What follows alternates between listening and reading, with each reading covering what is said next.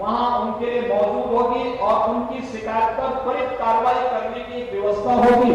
ये सारी चीजें वहां पर हम लोग इस दौरान करेंगे कि सभी 1535 थानों में 350 तहसीलों में इस प्रकार की एक व्यवस्था हम लोग देने जा रहे हैं, जहां पर महिलाओं को किसी भी प्रकार की कोई समस्या होती है, समाज के दुश्मनों से या किसी भी प्रकार के दुश्मनों से कोई समस्या होती है, तो वहां पर हम लोग उन लोगों की सुरक्षा के लिए व्यवस्था करने जा रहे हैं। इसके साथ ही महिला संबंधी अपराध में त्वरित कार्रवाई होना, त्वरित कार्रवाई करने के साथ इस मामले में एक समय सीमा के अंदर चार्जशीट दाखिल करना, प्रोसिक्यूशन को आगे बढ़ाना और फिर अपराधियों को सजा करवाना।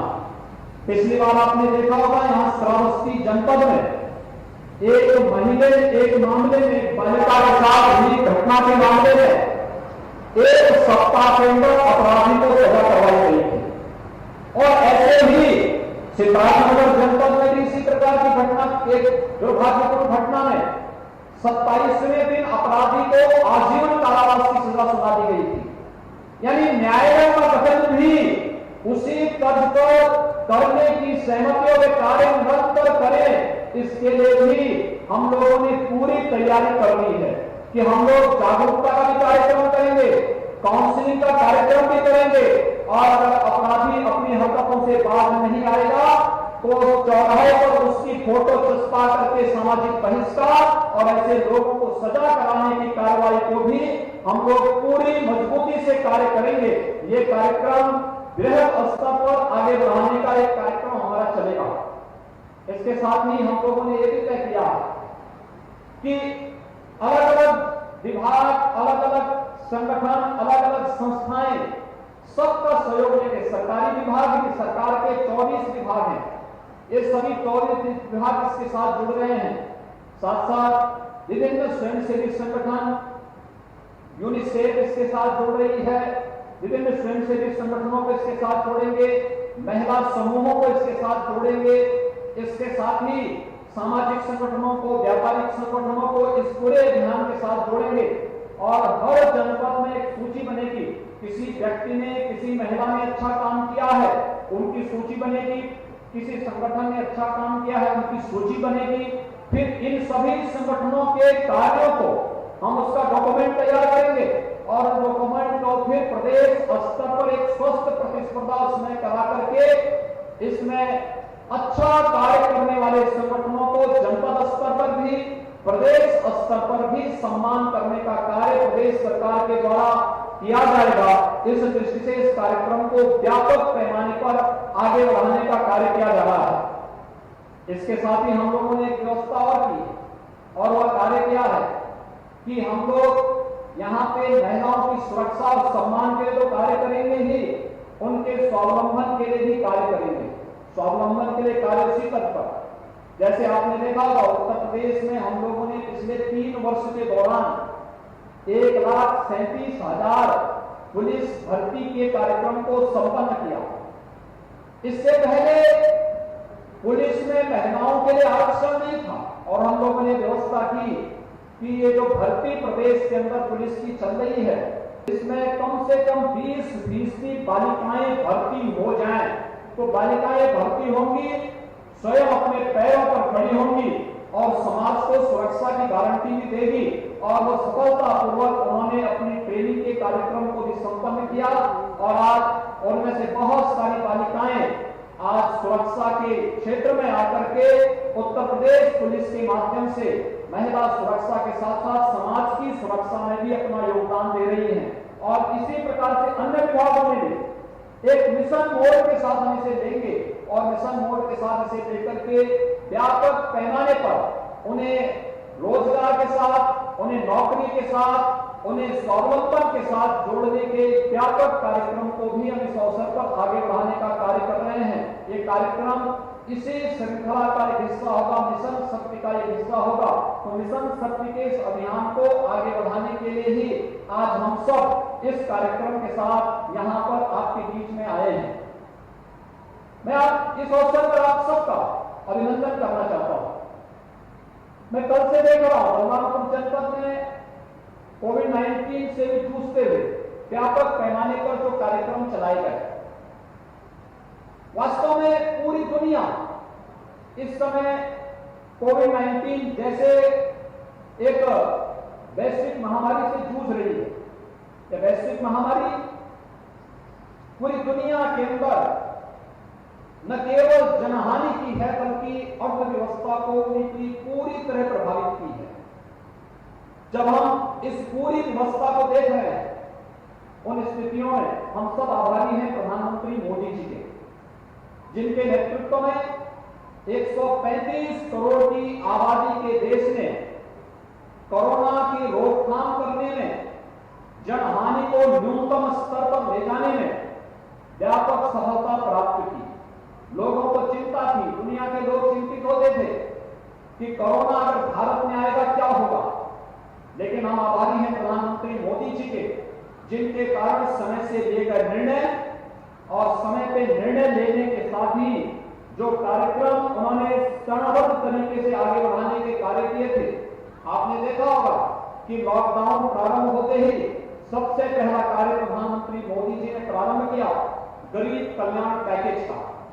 गरीब कल्याण पैकेज के अंतर्गत हर एक गरीब को मुफ्त में राशन देने का, आज भी हर एक गरीब को महीने में 2 बार मुफ्त में राशन देने का कार्य केंद्र सरकार एक बार कर रही है और एक बार पीडीएस के माध्यम से हम लोग राशन देने का कार्य कर रहे हैं। लगातार ये कार्यक्रम चल रहा है। कोविड-19 के दौरान सितंबर माह तक निःशुल्क रसोई गैस के सिलेंडर भी उपलब्ध कराए गए।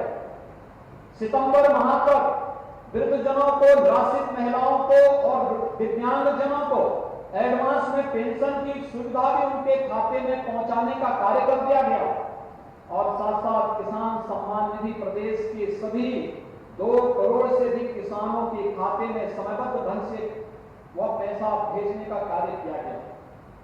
कोविड-19 के संक्रमण को रोकने के लिए मुझे याद है जब कोरोना का पहला पेशेंट उत्तर प्रदेश में आया था, तब हमारे पास एक भी आईसीयू नहीं था या एक भी टेस्ट लैब नहीं थी और आज उत्तर प्रदेश 1,75,000 टेस्ट प्रतिदिन कर रहा है। 1,75,000 बेड हमारे पास उत्तर प्रदेश में कोरोना के उपचार के लिए मौजूद है। जगह जगह कोरोना वॉरियर्स प्रशासन और स्वास्थ्य विभाग के नेतृत्व में पूरी मजबूती के साथ कार्य कर रहा है। इतनी मजबूती के साथ कार्य करने के बाद अगर कोई भारत की सफलता पर उंगली उठा करके भारत के दुश्मनों के साथ खड़ा होता है, उन लोगों की स्वतः निष्ठा पर प्रश्न खड़ा होना स्वाभाविक है। आज मैं सुबह देख रहा था, कांग्रेस के एक नेता, वे स्वनाम धन्य नेता है, उनका एक वक्तव्य मैं सुन रहा था। वे भारत के दुश्मन का नाम ले करके कह रहे थे कि कोरोना में उनका काम अच्छा है। यानी जिस देश में जांच भी न हो रही हो, जिस देश में उपचार की कोई व्यवस्था न हो, जिस देश में किसी भी प्रकार की सुविधा वहां के नागरिकों को न मिल रही हो, जहां पे हाहाकार मची हुई हो, उस देश की सराहना करके अपने देश के सफलतम आयोजन और सफलतम कार्यक्रम को अगर आप इस कोरोना कालखंड में भी न स्वीकार कर सकें तो ये समझ और बुद्धि का फेर है, ये समझ की सोच है। और देश के गरीबों की चिड़ इस बात की है कि गरीबों को मुफ्त में राशन क्यों दे दिया गया। उनकी चिंता इस बात की है कि वास्तव में इतना बड़ा कार्यक्रम हर एक सेक्टर के लिए मोदी जी ने कैसे चला दिया। गरीबों को कैसे राशन मिल गया, गरीबों को पेंशन कैसे मिल गया, गरीबों को कैसे रसोई गैस के सिलेंडर मिल गए, गरीबों को अन्य सुविधाएं कैसे मिल गई। और उसी प्रकार से 20 लाख करोड़ रुपए का आत्मनिर्भर भारत का पैकेज, चाहे वह 1 लाख करोड़ का कृषि इंफ्रास्ट्रक्चर का हो, चाहे सूक्ष्म लघु मध्यम उद्यम के क्षेत्र में जो हमारे देश के हस्तशिल्पी कार्य कर रहे हैं उनके आत्मनिर्भर बनाने का हो, चाहे वह भारत के आत्मनिर्भर का मार्ग प्रशस्त करने वाले इस जो परंपरागत उद्यम है, इसके स्वावलंबन के लिए जो कदम उठाए गए हैं उससे चिढ़ करके आज विरोधी दल जिस प्रकार का प्रलाप कर रहे हैं, ये वास्तव में बहुत ही निंदनीय कृत्य है। यानी भारत के स्वाभिमान और सम्मान को कम करने वाला है। ये वही लोग हैं जो देश की सीमाओं की रक्षा करने वाले सैनिकों के शौर्य और पराक्रम को कम करके आंकते हैं और दुश्मन का महिमामंडन करने का कार्य करते हैं। इन लोगों की राष्ट्रभक्ति स्वयं का प्रश्न चिन्ह के दायरे में खड़ी होती है। और आज के इस अवसर पर मैं आप सबसे यही अपील करूंगा, भारत के प्रति और भारत के महिमामंडन को कम करके, भारत की महिमा को कम करके आंकने की जो इनकी दुष्प्रवृत्ति प्रारंभ हुई है, ये वास्तव में देश के खिलाफ एक साजिश है जो वैश्विक मंच पर भारत को अपमानित करती है।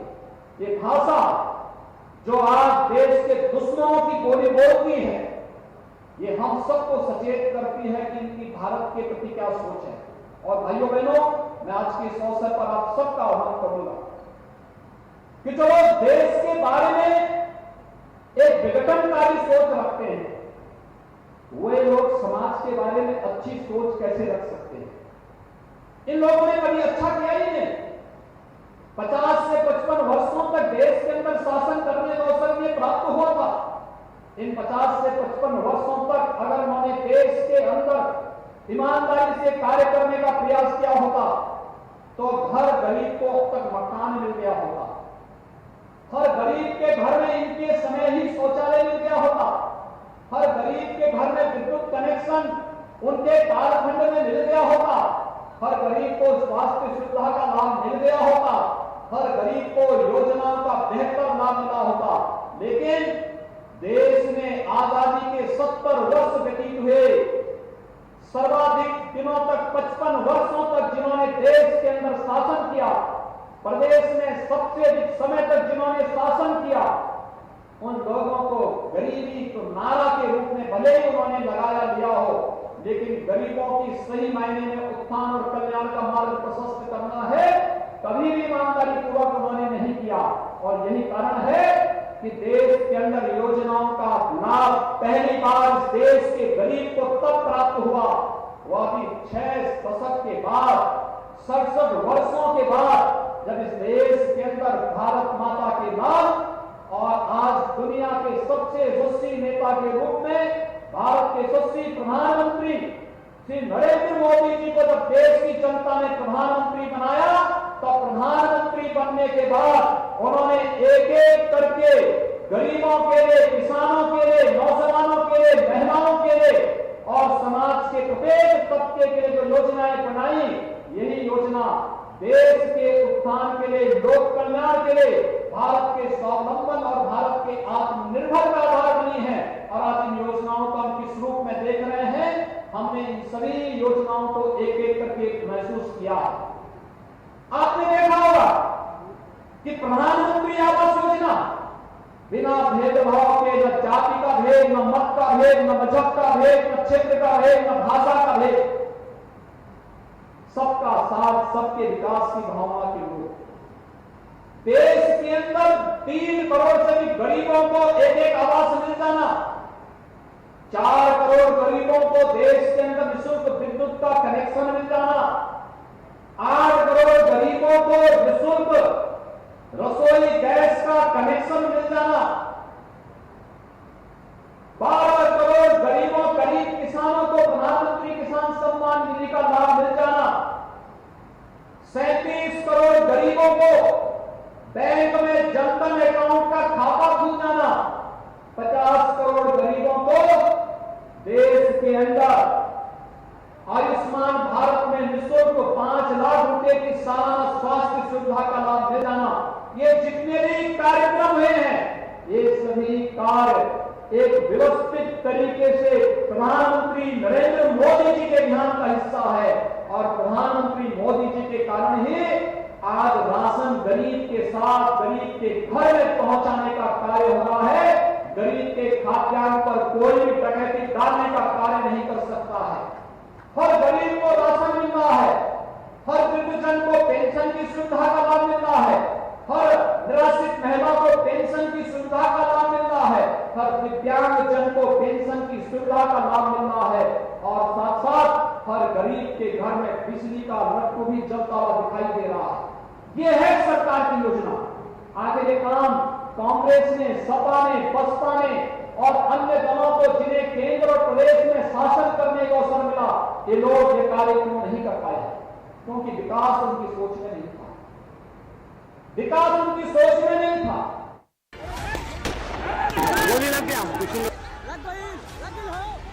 वीरेंद्र सिंह यदि आत्मरक्षा में गोली नहीं चलाया होता तो कम से कम उसके परिवार के दर्जनों लोग मार दिए गए होते।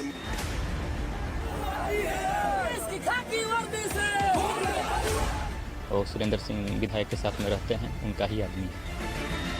ये उत्तर प्रदेश बनाया योगी जी आपने।